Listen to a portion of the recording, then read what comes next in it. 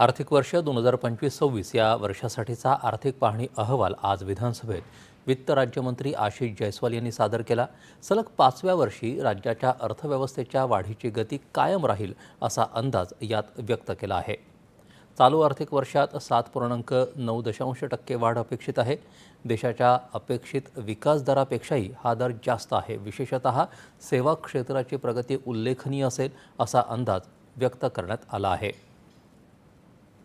सेवा क्षेत्राचा विकास दर 9%, उद्योग क्षेत्राचा 5.7% तर कृषी क्षेत्राचा विकास दर 3.4% असेल असा अंदाज यात वर्तवला आहे।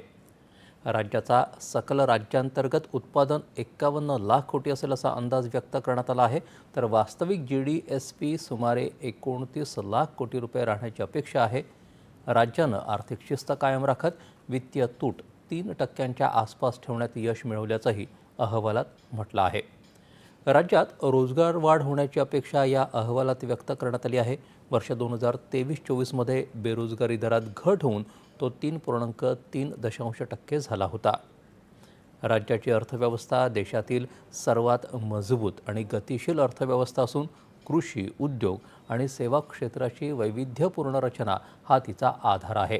राज्यात गेल्या काही वर्षात रस्ते, मेट्रो, बंदरं, विमानतळ, औद्योगिक कॉरिडॉर आणि लॉजिस्टिक या क्षेत्रातल्या भरीव गुंतवणुकीमुळे पायाभूत सुविधांच्या विकासाला वेग प्राप्त झाल्याचं अहवालात म्हटलं आहे।